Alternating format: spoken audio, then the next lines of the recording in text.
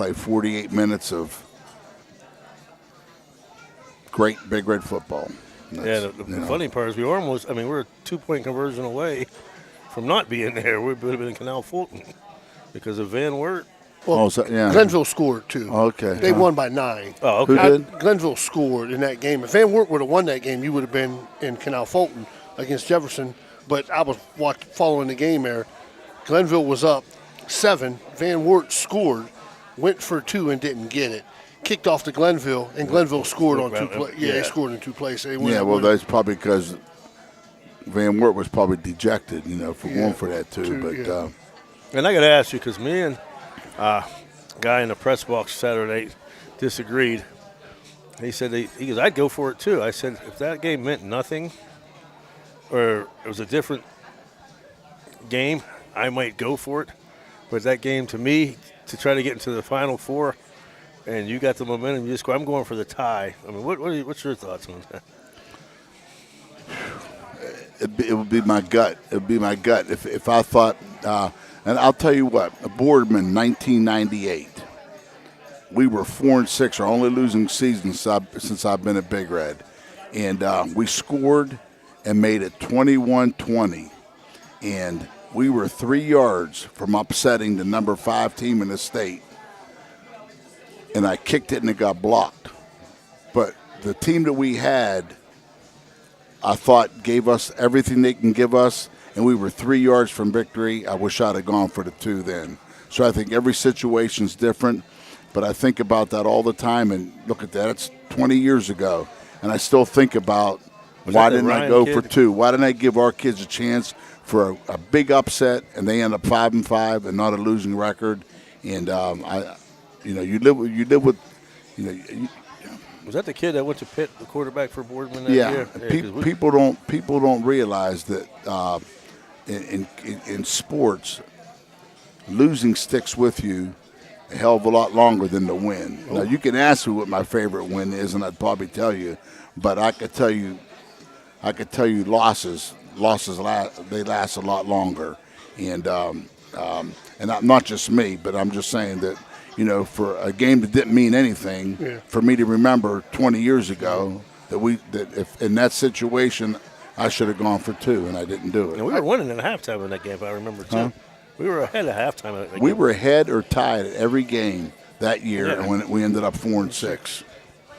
I mean, a lot of coaches talk about that going for 2. They had a nice little story on it. It's just at the time, what do you think?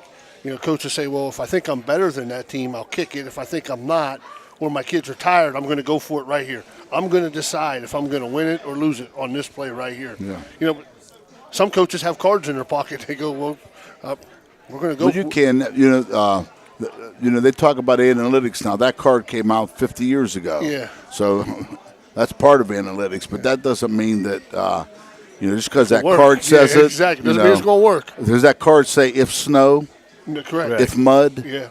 If this, if that. Yeah. No, that card just says go for 2. I just like the one coach. He goes, well, give me a play what we're going to go for in 2. Well, I don't like that play. Give me another one. I don't like that. We're kicking it. Yeah. We're kicking it. Yeah. And I'm not. Let me ask you about that analytics, Coach. How do you feel? I mean, like the big baseball, especially analytics, football now. We're going for it on 4th. Well, I'll tell you how accurate analytics is. It made a rule change in Major League Baseball. So you're not allowed to shift next year. Why? Because analytically, they're correct. They told you where to line up, and they're correct. They're correct. So, but baseball is not a sport. Baseball is a pastime. Now, if we're talking about a sport in football, you got to go from the gut. You got to go from the gut. And I'm not saying that to be smart. I mean, every baseball coach I talk to, baseball is a national pastime. Mm-hmm.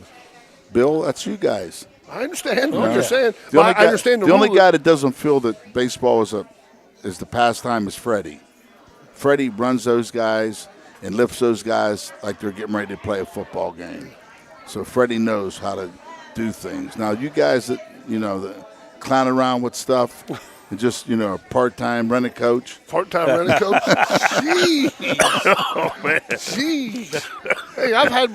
But to answer your question, analytics, I think it's good to look at and think about. But you still got to go with your gut. I mean, if you have a tailback that's 270 pounds and they jumped offside, oh, maybe I'm going to go for 2. Yeah. But you got 145. That card doesn't know Exactly. your personnel. That's why I like when we were talking to Jim Leland one night, and he was like, "Listen, I don't need that card. I'm going to do what my stomach tells me to do." Right. But analytically speaking, it changed the rule in baseball. Oh, no, Steph, you're not allowed to shift no more. Right. You're not allowed to Because shift. that's how accurate it was. Oh. There were 13 players in Major League Baseball batting 300. Yeah. The guy for the Yankees would hit 400. The first baseman, he'll hit 400. Rizzo will hit 400 next year. He'll hit the Because- ball between first and second. Yeah. I'll bet you But 45 of 13, his outs. that's were not outs good there. for baseball. No. The way they're playing baseball today is not good for baseball, in my opinion. Yeah. There's too many plays. There's too many plays made where you don't need a defense. Strikeouts, walks, home runs, and you don't even need a defense for those. Oh, so I agree with you. You know, launch angle. yeah. I mean, that's Now, getting back to just a couple more questions about Wyoming. They have Yeah. been in the playoffs for a while now, reading a couple articles on them. You know, like you said, they're 69-1 in the last 7 they're years. 113-13 the last 10 years. And the team that they played was pretty good, Taft. They were good defensively. I know that. I don't know nothing about offensively, but they were pretty good defensively. You know, so you're in probably for a big battle. I mean, I hope we are. Yeah. That means we're there. Yeah. You know, if we can get to the fourth quarter, that means we're there and may the best team win. But if you told me Reno, let's start in the fourth quarter, I'd take it. Yeah. Because that back is good. That back is good. I mean, he can go the distance on any play at any time. Can you compare him to a back you played in the past? He's good.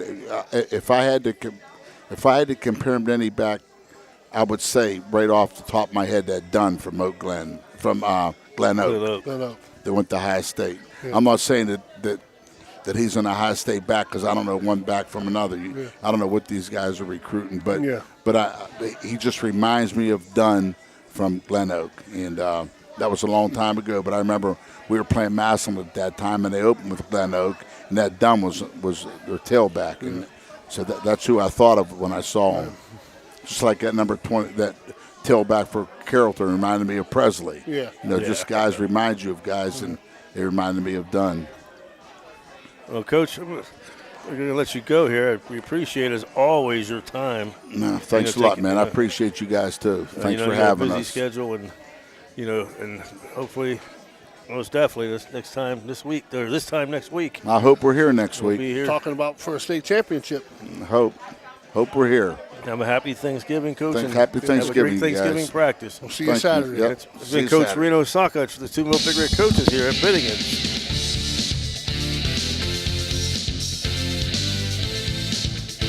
Folks, we'll be at Indian Creek High School at 6 o'clock.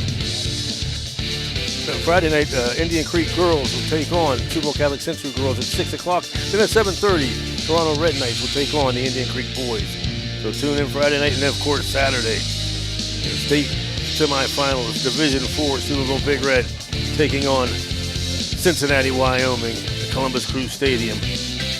Have a great evening, everybody.